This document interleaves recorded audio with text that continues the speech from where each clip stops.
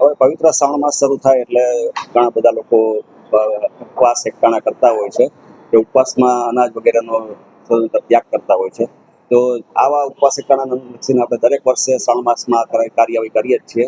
તેના અનુસંધાને આપણે ગઈકાલે જે પરમ દિવસે સોમવાર હતો તો સોમવારે વધારે લોકો ઉપવાસ એકટાણા કરતા હોય છે. સોમવારે આપણે સઘન ડ્રાઈવ કરતા હોય છે દરેક ઝોનમાં ટીમ બનાવીને અલગ અલગ.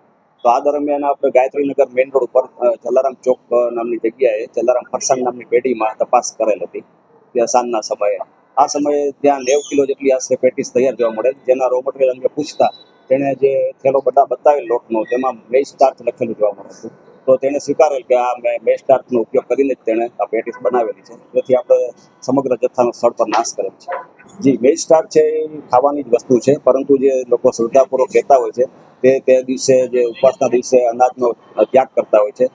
મકાઈ છે એ અનાજમાં ગણાય છે, જેથી લોકો તે આરોગતા નથી હોતા ઉપવાસ એકટાણા કરનાર લોકો. તો તે જે છે એક જાતની છેતરપિંડી છે લોકો. જે સર્વપ્રથમ તો આપણે સ્થળ ઉપર જેટલા પ્રમાણમાં મોટા પ્રમાણમાં જે ખાદ્ય ચીજ કે રો મટીરિયલ તેનો નાશ કરતા હોય છે જે પણ નુકસાન છે તે સિવાય આપણે નોટિસ આપતા હોય છે. તે સિવાય આપણે તેના ખાદ્ય ચીજના નમૂના પણ લઈ અને વડોદરા લેબ ખાતે મોકલતા હોય છે. અત્યાર સુધીમાં આપણે આ શ્રાવણ માસમાં 32 જેટલા નમૂના ફરાળી વાનગીઓના લઈ અને આપણે લેબમાં ટેસ્ટિંગ માટે મોકલી આપેલ છે. એ સિવાય 150 થી 150 કિલો જેટલો ખાદ્ય ચીજનો નાશ કર્યો છે. આવી જગ્યાએ આપણે નોટિસ પણ ફટકારેલ છે. જી, રાજકોટમાં જે સ્થળ પર જે વિસ્તારમાં વધારે ફરાળી વાનગીઓનું વેચાણ થતું હોય તેવા રોડ કે વિસ્તારો આપણે પહેલા પસંદ કરતા હોય છે અને રેન્ડમલી દરેક અલગ અલગ ટીમ છે તે અલગ અલગ જગ્યાએ ચેકિંગ હાથ ધરતી હોય છે.